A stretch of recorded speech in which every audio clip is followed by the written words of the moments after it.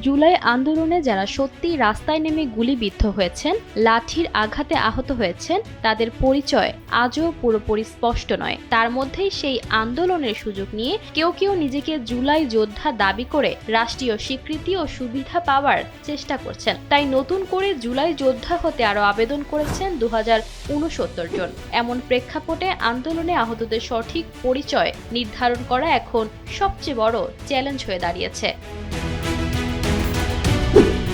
৮ বিভাগে নতুন জুলাই যোদ্ধাদের আবেদন। ঢাকা বিভাগে পড়েছে 582 জন, চট্টগ্রামে 433 জন, রাজশাহীতে 294 জন, সিলেটে 311 জন, রংপুরে 122 জন, বরিশালে 50 জন, খুলনায় 83 জন ও ময়মনসিংহে 5 জন। আগের তালিকা প্রকাশের পর নানা বিতর্ক দেখা দেওয়ায় সরকার এবার যাচাই বাছাইয়ের ক্ষেত্রে আরও কড়া অবস্থান নিয়েছে। সিদ্ধান্ত অনুযায়ী এসব আবেদন যাচাই করছে পুলিশের বিশেষ শাখা ও পুলিশ ব্যুরো অব ইনভেস্টিগেশন।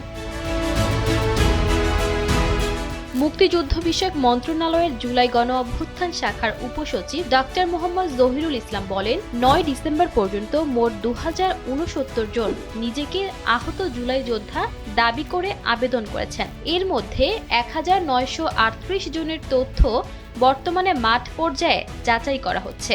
গত ৩ নভেম্বর স্বরাষ্ট্র মন্ত্রণালয় এসবি ও পিবিআইকে তদন্ত করে প্রতিবেদন জমা দিতে নির্দেশ দেয়।